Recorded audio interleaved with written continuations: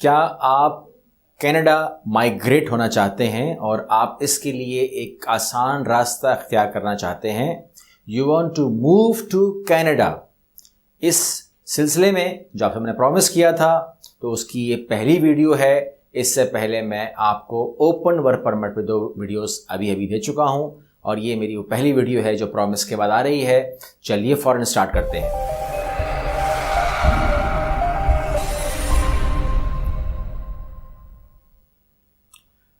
अस्सलाम वालेकुम, मेरा नाम कैसर है और आज इस वीडियो में हम कवर करेंगे प्रोग्राम जिसमें हम इमिग्रेशन में बात करेंगे और वो तरीका अपनाएंगे जिसमें हमारे पास प्रोविजनल जो पावर्स होती हैं उसके साथ हम कैसे काम करते हैं। यानी कि ये चीज़ आपको समझनी चाहिए।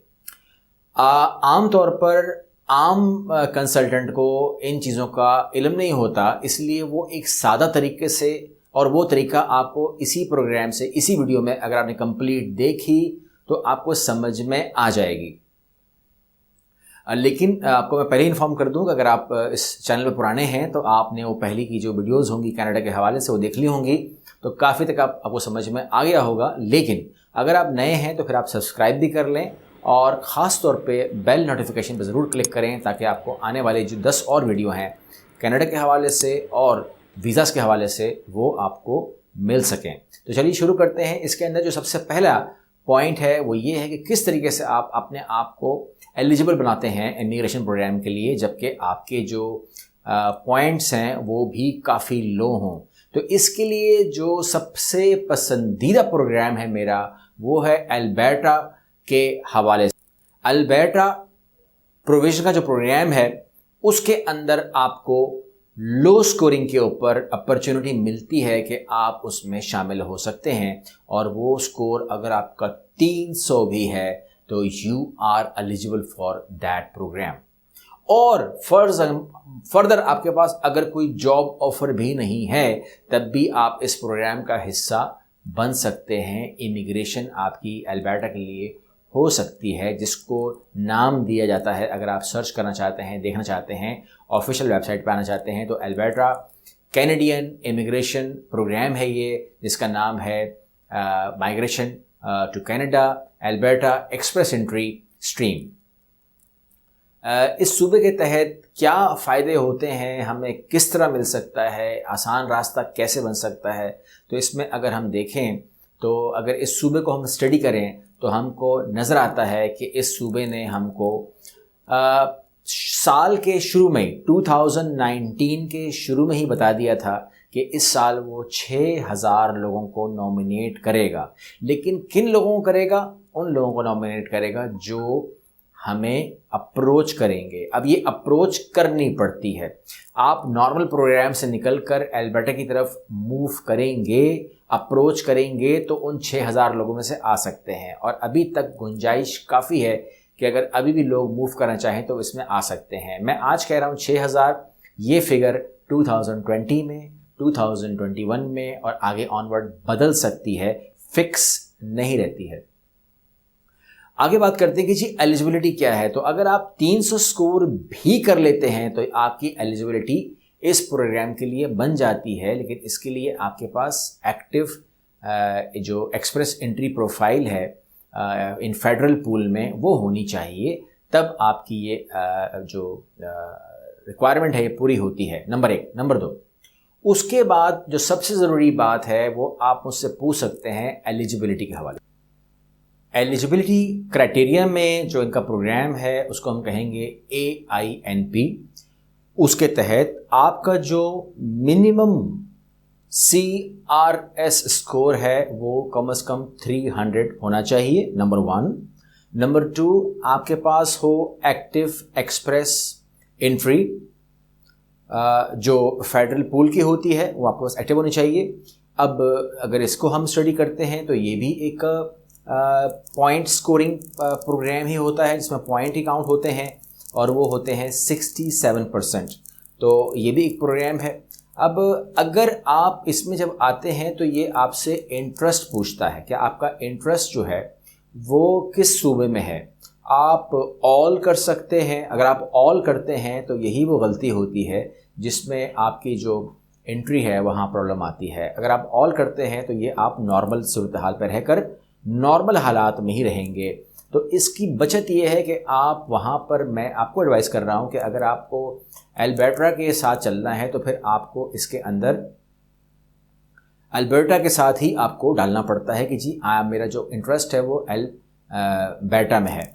अब इसके बाद क्या होता है कि उस प्रोफाइल की जो आपका जो कमांड है, यानी कि जो आपकी वहाँ पर जो आपकी क्रिएट हुई है आपकी प्रोफाइल, उसको आप अल्बर्टा के ईमेल एड्रेस के ऊपर जो इमिग्रेशन की है उसको आप सेंड करते हैं अपनी फ़ाइल। और इससे ये होता है कि आप उनसे रिक्वेस्ट करते हैं, बताते हैं कि जी मैंने जो हमारी फेडरल एक्टिव एक्सप्रेस एंट्री मैंने एंट्री की है, लेकिन मैंने वहाँ पर ये वाज़ेह तौर पर मेंशन कर दिया है कि जी मेरा जो इंटरेस्ट है वो किसी भी और सूबे में नहीं है सिवाय अल्बर्टा के।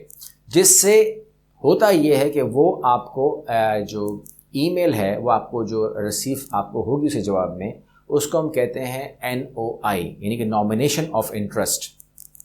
और आपको वो नॉमिनेशन ऑफ इंटरेस्ट के लिए आपसे कहती है कि क्योंकि आपने हमको ये ईमेल की है कि आप कनाडा आना चाहते हैं और कनाडा आने का आपका ये मकसद है कि आपका इंटरेस्ट हम में है, तो हम आपको आपके बारे में मज़ीद जानना चाहते हैं, इसके लिए आपको हम नॉमिनेशन ऑफ इंटरेस्ट इशू करेंगे।